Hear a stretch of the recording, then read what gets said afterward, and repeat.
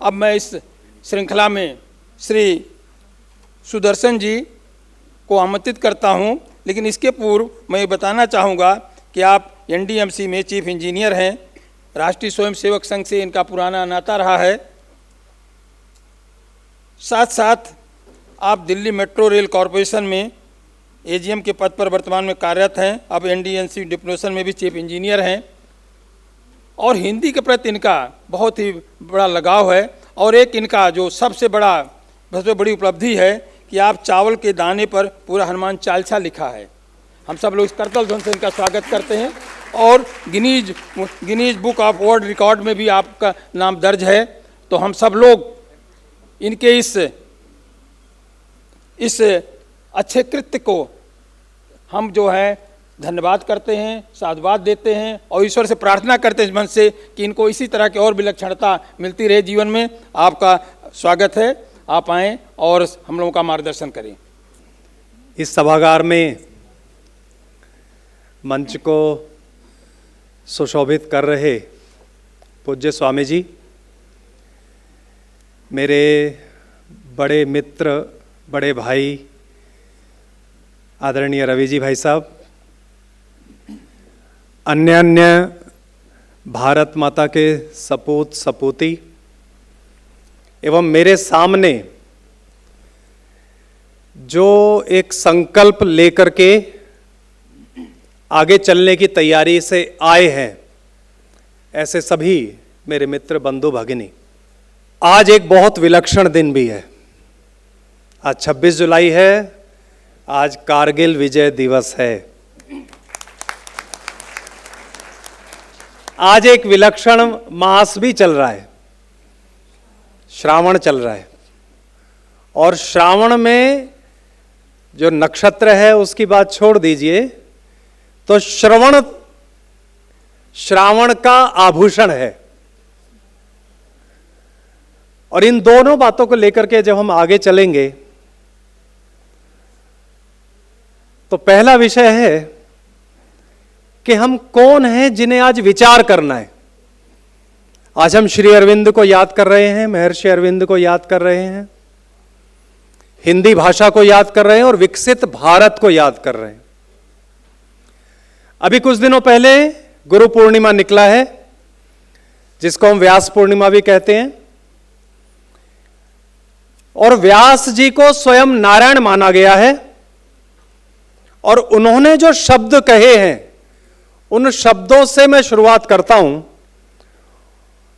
वो तो अमर हैं, जो 8 अमर हैं उनमें व्यास जी का नाम है,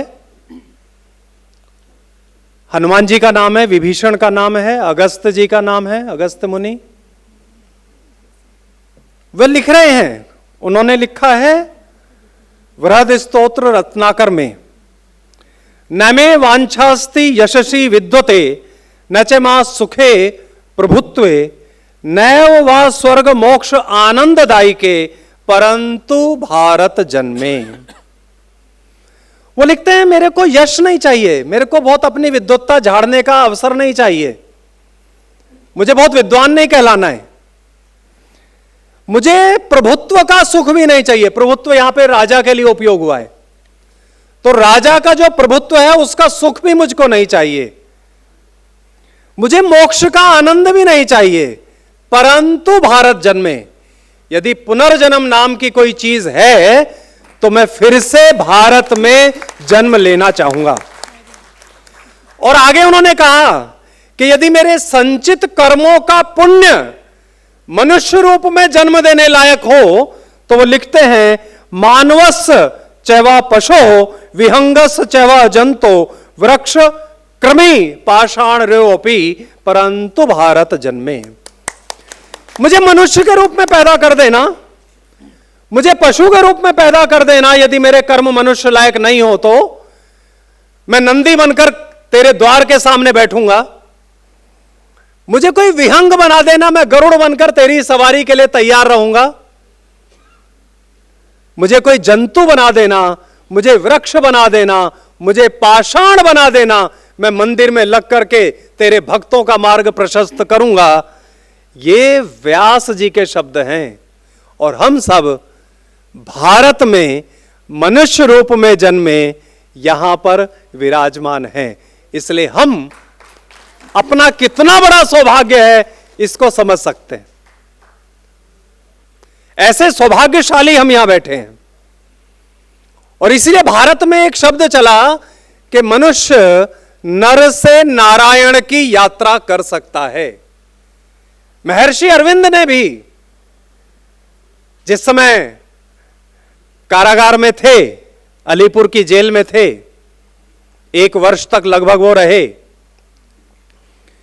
उस समय स्वामी विवेकानंद ने सूक्ष्म शरीर में आकर के 15 दिन तक अष्टांग योग महर्षि को सिखाया है। वहां से उनकी साधना प्रारंभ होती है और उस साधना में वह श्री कृष्ण का साक्षात्कार करते हैं और वहां से एक महामानव की यात्रा प्रारंभ होती है। इसलिए हमारे यहां भारत में कहा गया यह भारत की धरती ही है। आइंस्टीन ने भी लिखा है, अपनी अंतिम अभिलाषा यदि उससे पूछी गई तो उसने लिखा मेरी क्रिश्चियनिटी में तो पुनर्जन्म नहीं है, लेकिन हिंदुत्व में पुनर्जन्म है। और यदि मेरे को यदि जन्म लेने का अवसर मिला तो मैं भगवान से प्रार्थना करूंगा कि मुझे भारत में जन्म दे। वो भी ये कह के गए। उस महर्षि के महामानव की यात्रा, नर से नारायण बनने की यात्रा इस भारत की धरती पर हुई। उस यात्रा में सबसे पहले क्या हुआ? तो उनका साक्षात्कार है, स्वयं का साक्षात्कार है। इस स्वयं में जो स्वयं है उसके साक्षात्कार की हम सब की तैयारी है क्या? हम सब की तैयारी है क्या? आज हम स्वतंत्र हुए, इस तंत्र में स्वयं कहां है? स्वयं कहां है? उससे अच्छा शब्द तो स्वाधीन है। आज हम अपने स्वाधीन है, स्वतंत्र नहीं है। हमारा तंत्र में स्वयं कहां है? कहीं भी नहीं है, कहीं भी नहीं मिलता वो। उस स्वयं की खोज में मनुष्य को आगे बढ़ना, और उस स्वयं की खोज में जो सबसे महत्वपूर्ण पड़ाव है वह है क्लैरिटी। विचार की स्पष्टता चाहिए। विचार की स्पष्टता क्या होती है? मैं कार चला रहा हूं, कार चलाते चलाते एकदम से बहुत गर्मी हो गई। हम में से किसी की कार रुकेगी क्या? नहीं रुकेगी। कार का एसी चलेगा, कार चलती रहेगी। अचानक से बहुत बारिश आने लग गई। बारिश आने लगी तो कार रुकेगी क्या? नहीं, वाइपर चलेगा, अंदर एसी चलाना है या हीटर चलाना है वो हम तय करेंगे, कार चलती रहेगी। अचानक से अंधेरा आया, मैं कार की हेडलाइट ऑन करूंगा, कार चलती रहेगी। लेकिन अचानक से दिल्ली की जनवरी फरवरी की धुंध आ गई, नेशनल हाईवे पे भी धुंध आ गई, यमुना एक्सप्रेसवे पे भी धुंध आ गई। तो अच्छे से अच्छा ड्राइवर भी, सारथी भी, वह क्या करेगा? कार को सफलतापूर्वक, सुरक्षापूर्वक बाजू में लगाएगा और धुंध के छटने का इंतजार करेगा। यह धुंध वैचारिक अस्पष्टता है। जब हमारा विचार ही स्पष्ट नहीं है, मुझे कौन सा भारत बनाना है? भारत विश्व का गुरु आज भी है, कोई सिद्ध करने की आवश्यकता नहीं है। मैंने फ्रेंच डेलीगेट्स के साथ में बहुत बड़ा डिस्कशन किया हुआ है। वो भारत को आज भी अपना आध्यात्मिक गुरु मानते हैं, आध्यात्मिक गुरु मानते हैं। इसलिए भारत विश्व का गुरु है। लेकिन कौन सा भारत? कौन सा भारत? जिस भारत की धमनियों में अमेरिका घूमता हो, क्या वह विश्व का मार्गदर्शन कर सकता है? और यदि वो विश्व का मार्गदर्शन करता है तो फिर अमेरिका ही नहीं कर लेगा। फिर उस भारत की आवश्यकता क्या है? क्या वो भारत जो जिसकी धमनियों में यूरोप घूमता हो वो विश्व का मार्गदर्शन कर सकता है क्या? नहीं कर सकता।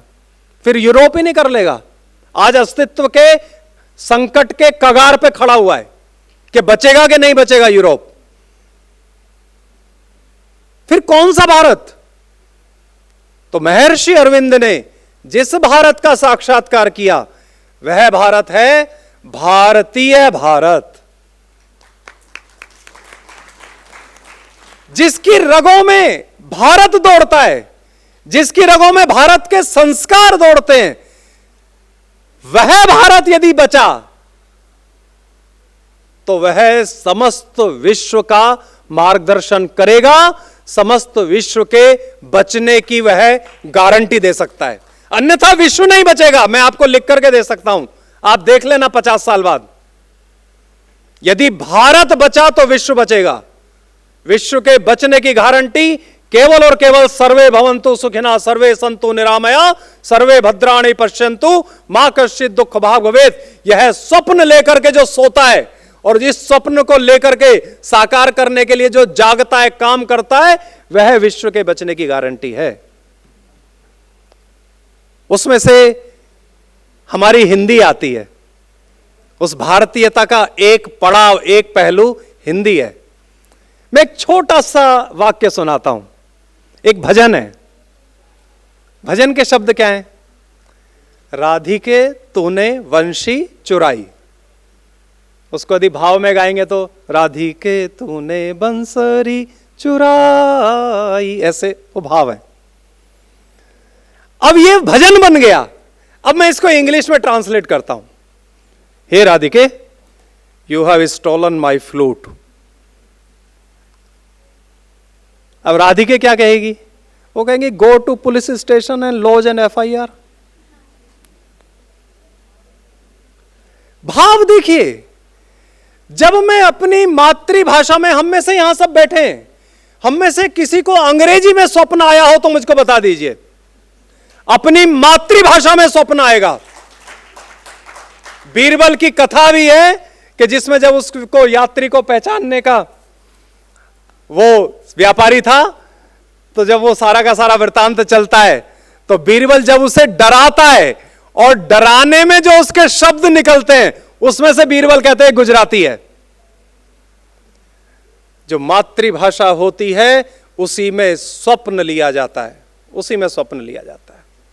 इसलिए उस मातृभाषा का सम्मान करते हुए, उस मातृभाषा के संस्कार लेते हुए हम सब आगे चलें, ऐसी आज के दिवस की आवश्यकता है।